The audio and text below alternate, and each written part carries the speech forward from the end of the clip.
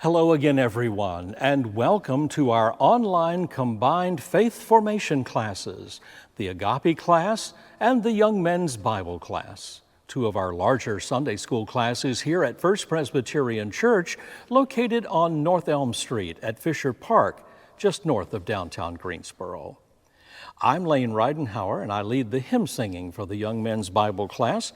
And I want to thank you for connecting with us as we gather together here online for worship and study on this Sunday, November 28th, the first Sunday in Advent, and also the first Sunday in the new church year. Our Sunday school teacher, Professor Sandy Gravitt, makes her last appearance with us this year. Don't worry, she'll be back with us again in January. But today she has a special Advent lesson for us, Matthew and Luke's theological genealogies of Jesus and what they say about Jesus as the Messiah. Also today, our pastoral resident Rachel Fitch will be preaching at our 9 o'clock Rejoice service and our 11 o'clock Sanctuary service. The title of her sermon is The People in the Pews. Now, you're welcome to attend worship here in person with us in the pews at First Presbyterian Church. But if you're unable to be with us, you can watch our live stream of the 11 o'clock Sanctuary service. Just go to our church website, www.fpcgreensboro.org. That's www.fpcgreensboro.org. And there you'll find the link to our 11 o'clock Sanctuary service, as well as a link to our Sunday bulletins, and also links to other church news and information. Now, normally on the first Sunday of Advent, we would be singing an Advent carol such as O Come, Emmanuel, but I'm going to save that hymn for next week because this past week we all observed Thanksgiving, a time of our thankfulness, expressing our thankfulness for our many blessings. And I didn't want us to miss the opportunity to actually sing a familiar Thanksgiving hymn. In fact, the only day of the year that we ever sing this particular hymn. So today I've selected, Come, Ye Thankful People Come, Raise the Song of Harvest Home. It was written around 1844 by the Reverend Henry Alford, who was an ordained priest in the Anglican Church. And later on, he served as the dean of the cathedral at Christ Church, Canterbury, England. In this hymn, the Reverend Alford used traditional language and imagery of the rural communities to lend words of thankfulness for God's provisions, the harvest. In the 1800s, the churches observed a harvest festival. It was called the Harvest Home, and you'll hear that line in the opening line of the hymn. It was celebrated in the English churches usually during the month of September, and in those days, the life of the village itself during the winter depended on the bounty of the autumn harvest. Interestingly enough, this hymn is not just about the agricultural harvest.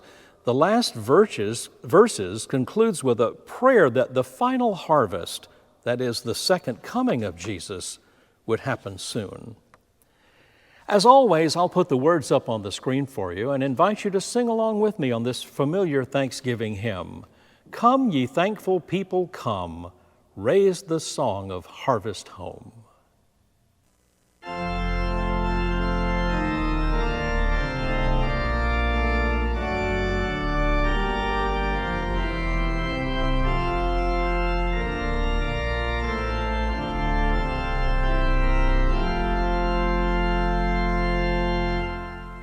Come, ye thankful people, come, raise the song of harvest home. All is safely gathered in ere the winter storms begin. God our Maker doth provide for our wants to be supplied. Come to God's own temple, come, raise the song of harvest home. All the world is God's own field, fruit in thankful praise to yield. We wheat and tares together sown, unto joy or sorrow grown. First the blade, and then the ear, then the full corn shall appear. Lord of harvest, grant that we wholesome grain and pure may be. For the Lord our God shall come, and shall take the harvest home. From each field shall in that day all offenses purge away.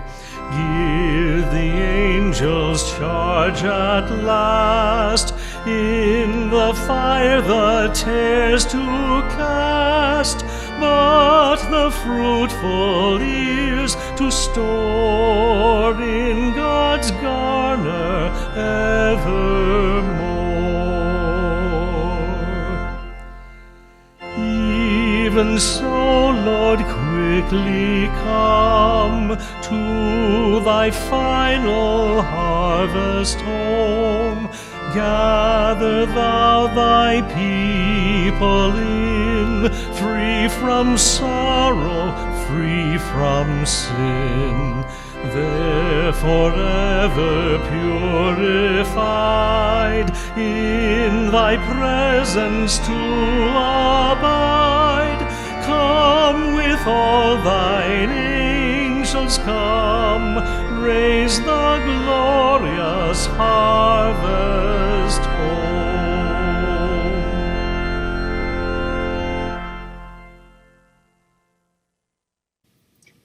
The literary theorist Terry Eagleton once made an intriguing comment about how we as humans reckon time in the way we tell stories.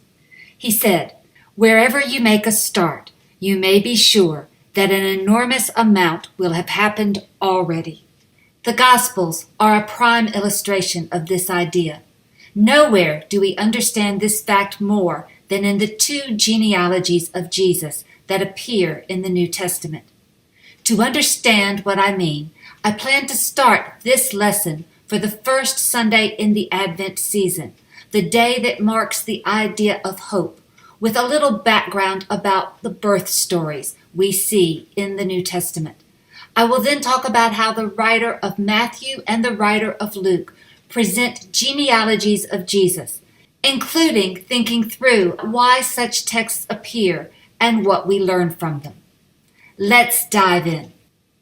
The Gospel of Mark, likely the first gospel written, does not tell a birth story. Rather, we meet Jesus as an adult, getting ready to take on a ministry following his baptism and the temptation story. Yes, there are a couple of casual mentions of his family, but they are relatively minor. For this writer, Jesus' identity is not about familial origin so much as it is about actions.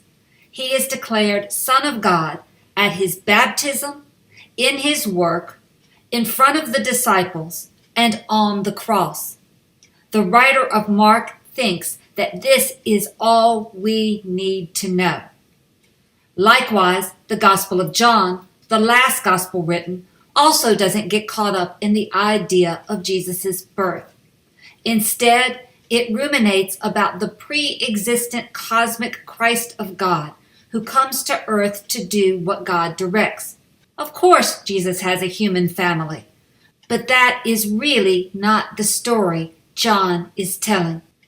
2 Gospels, however, Matthew and Luke, do choose to give us birth stories. Both of these writers open their Gospels with accounts of Jesus' birth in order to introduce key themes that are going to play out in their larger work. That is, the birth stories emphasize important details about who Jesus is in each account. The more familiar one to many of us comes from Luke. There's the traveling couple with no place to stay, animals, shepherds, angels. The other, in the Gospel of Matthew, has an evil Herod killing infants, Joseph receiving multiple angelic dreams, and wise men. It should not surprise us then that in Matthew, as Eagleton anticipates, the story begins with an explicit lineage telling us that Jesus arrives in the midst of a much longer story between God and humanity, already being told in existing scripture. In fact, the writer of Matthew does this work because he is claiming the Jewish canon as his own by seeing Jesus in theological relationship to it. This is probably why Matthew is the first gospel in the Christian Bible. This genealogy is a link backward to the specific story of a particular people, and it situates Jesus' life and work. Notice, however, that I said it is about theological relationship.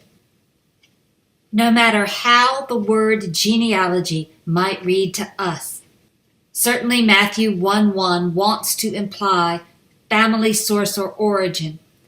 This is not about a strict family lineage. Instead, this writer demonstrates nothing more than where we are in the story of God. This so-called family tree stretches back symbolically to Abraham, the great father of the Jewish people, through David, the great king of united Israel. It is putting Jesus in this group because the story mattered to a writer whose gospel is directed in part to followers of Jesus who had origins in the Jewish tradition. The story that unfolds is symbolic at every turn, moving, as you see here, in increments of 14 generations. That is 7, the perfect or complete number, times 2. 3 basic movements, 3 also being a power number. Abraham to David, David to the great exile, and the great exile to the birth of Christ. This playing with math and numbers can go on and on. For instance, if you take Psalm 90 verse 10 seriously and assume that humans have a lifespan of 70 or maybe 80 years, I'm going to choose 75 and multiply that by 14. You would expect some 1,050 years in each of these 14 generation increments. But look what happens. If we go back to the time of Abraham, which scholars estimate usually somewhere between 2100 and 1800 BCE, I'm going to take the low version at 1800 BCE. You go between that time and David, again estimated somewhere around 1000 BCE, and you get about 800 years. Okay, sure, you could go with the higher number and get it up closer to 1000. But the exile, down here at the bottom, starts in 587 BCE. So between the time of David and the exile, we're only at about 413 years or so. And between the exile and the time of Herod the Great, who dies in 4 BCE, well, that's a little less than 600 years. These last two are nowhere near that 1,000-year mark. And I haven't even begun to talk about how this genealogy leaves out familial information we have elsewhere in the Bible to make this generational picture fit into the 14-generation paradigm. Symbolic, symbolic, symbolic is what I would say to you about Matthew's genealogy. It highlights that God establishes both a nation under David and a people under Abraham. That promise made to Abraham was for a people and a land, and the Messiah is being put into that context. And you can see that there would be an anticipated restoration of a kingdom. Don't miss here that Jesus is not called in this genealogy or in the birth stories Son of God. Indeed, even when the Magi appear, they're looking for the King of the Jews. Still, the writer of Matthew is not simply about Jewish expectation, although Jesus is born into that frame. Scholars again recognize that Matthew is most likely written to a community that has a large number of Jewish followers of Jesus. But there are also some Gentile converts and a real push to move in that direction. While the story presents Jesus initially as a new Moses, going down into Egypt, coming back out, offering a Sermon on the Mount, etc., etc., etc., the story gradually moves towards a culmination that embraces a message to all. The very end of Matthew. Go therefore and make disciples of all nations, baptizing them in the name of the Father and of the Son and of the Holy Spirit, and teaching them to obey everything that I have commanded you. That is, the story of God is grounded in one people, but open now to all. And the genealogy? Well, if you're paying attention, it makes clear that there have been hints of just such an openness all along the way, and it does so in a most intriguing way. This is not your classic genealogy. It's not a one man begat another, father to son, telling of a family story. There are 4 notable women who pop up, and they are important. Look, for instance, first at Tamar. She, according to Genesis 38, is the daughter-in-law of Judah. While her ancestry is not specified in that story, she is most likely non-Israelite. Genesis 38 tells us that her husband, Judah's son, is wicked, and God strikes him dead before they have any children. When Judah's second son does her wrong and does not give her the possibility of a child to carry on the lineage, God then strikes down son number 2. Judah, a bit concerned about a woman who appears to be a black widow for his sons, sends her back home until supposedly his youngest is old enough to marry. What Judah actually does is abandon her, and she recognizes that reality over time. Thus she, shamed but resourceful, dresses as a whore to trick a traveling Judah, and she gets pregnant by her father-in-law. Those twins that she bears keep the line of Abraham, Isaac, and Jacob through Judah afloat. The Bible thus lauds her for her courage and her creativity in making sure that the story of God continues forward. The next woman mentioned in this genealogy is Rahab. She is the Canaanite prostitute who helps the spies from Israel when they came to scope out the promised land. She lies to the king about them, hides them, sneaks them out. While there is no record of her having a relationship with anyone in the line elsewhere in the Bible, the text includes her because she is part of how the people get a foothold into the land. And that's another foreign woman who is useful. Go forward to Ruth.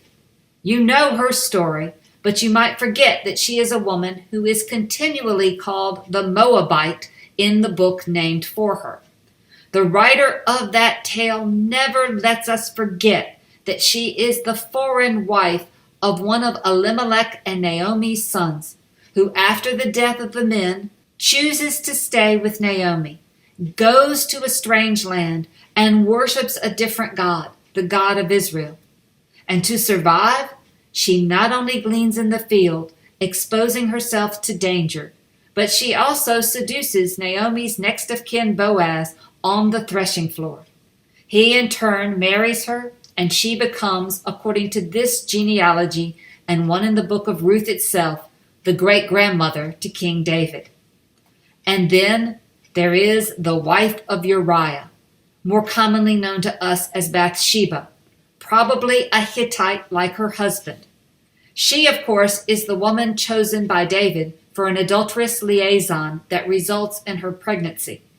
While that child dies, she is also, not coincidentally, the mother of Solomon. Why is that important? Because prior to David, the house of Saul had been on the throne. It was only once Solomon became king, and king, by the way, over his older brothers, that the line of David was established. And if you remember anything about the story of Solomon, his mother Bathsheba played a key role in securing that throne for him alongside the prophet Nathan. In other words, the writer of Matthew chooses 4 outsiders to the male story, women, and most likely non-Israelite women at that, to demonstrate that God's work not only got mighty interesting at points, but also to say that the people of Israel has always been a mishmash of folks in the bloodline and folks outside of it. Likewise, this story gives the writer of Matthew the opportunity to begin introducing some unusual circumstances for a woman named Mary. In a genealogy, you have to include mention of Mary because she is, technically according to this writer, the only biological parent of Jesus. But Joseph becomes necessary to connect the story back to the Davidic line and to the people of Abraham. Still, what could seem a little bit unusual is mediated by the fact that Mary is not the first woman in this genealogy, much less the first woman in unique circumstances. And then there's this. We have set up, 2 verses later, this statement. When his mother Mary had been engaged to Joseph, but before they lived together, she was found to be with child from the Holy Spirit. This message is reiterated to Joseph in an angelic visitation. Joseph, son of David, don't be afraid to take Mary as your wife, for the child conceived in her is from the Holy Spirit. And then for good measure, it is clarified again that the two were not intimate until after the birth of Jesus. To reiterate, the unusual nature of the birth of Jesus is being contextualized in a lot of unusual stories. Now, this genealogy differs markedly from the text that appears in the Gospel of Luke. Luke's genealogy is less noticeable. It's tucked away not only after Luke's birth story, but also after Jesus' baptism at the start of his ministry. Even more, it does not end with Jesus, but rather starts with him. That detail may seem unimportant at first, but stop and think about it for a second. Jesus is representing in this genealogy a new beginning. And remember, this genealogy follows the story of Jesus' baptism, where God has just declared Jesus Son. That family language, on top of the story of his birth, raises a question about origins. He comes from somewhere, and the writer wants to trace it back, but also to own that the family line is not a strict one. Thus we get the as was thought with Joseph. One expects a human father, but this human father is not the reality.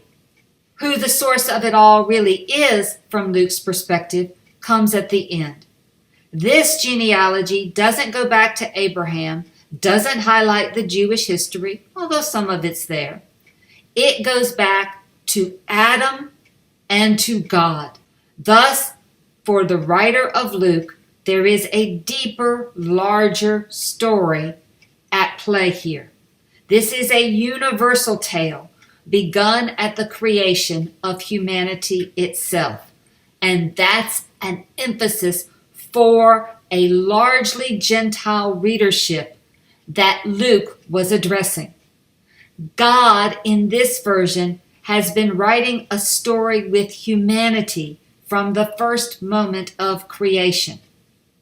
And so this chain of 77 names, with Jesus as the 77th, excluding God, is also interesting.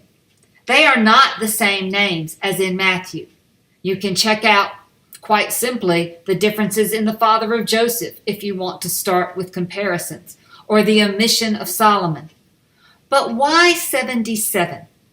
Well, we can look at the symbolic value of the number with all the sevens, but we can also go to an intertestamental book, First Enoch, and there is a passage which suggests that 70 generations after Enoch, the day of judgment will come.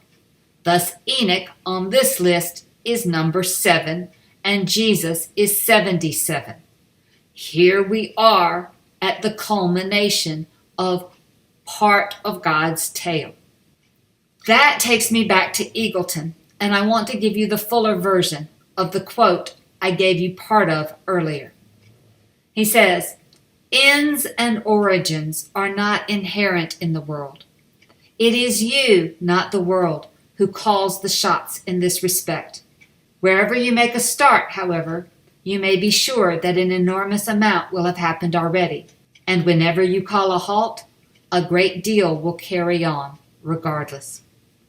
What he is saying is that we, as storytellers, create beginnings and endings, and where we place those points of emphasis certainly will tell us lots about what we choose to highlight.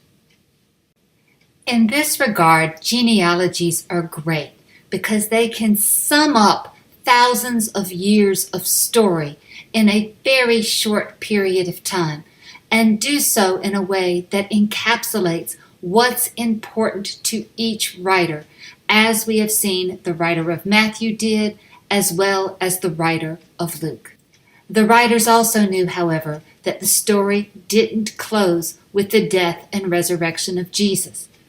We have Jesus pushing the disciples out to all nations at the end of Matthew, and of course Luke comes to a close, only to reopen again in the book of Acts with the same early history of the church moving forward. Is that related, however, to genealogy? I would say that it is. The writers aren't telling us that Jesus is the human father to a specific child. Rather, Jesus is inaugurating a movement, and a movement that gives believers the power to be the children of God. This is perhaps most clear in the Gospel of John, where Jesus' life, ministry, work, death, and resurrection give us the possibility of being written into this story of God, of etching our names into the line of believers, a line that stretches back through time. Thus, this first Sunday in Advent, a Sunday that marks hope, I believe that these genealogies are the place to be, because they themselves are expressions of hope.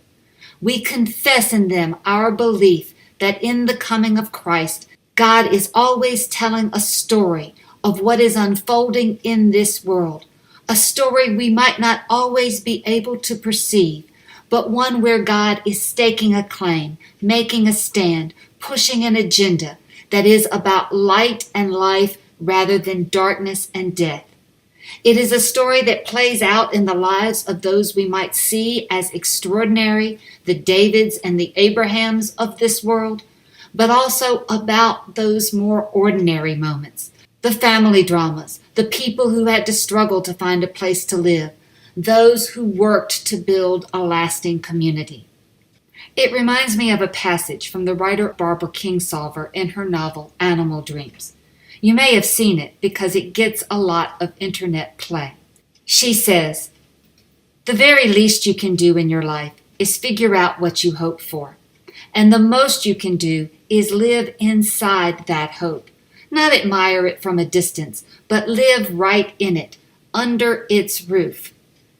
It certainly is a provocative thought, but I happen to like more what she said when she was asked about this quote in an interview.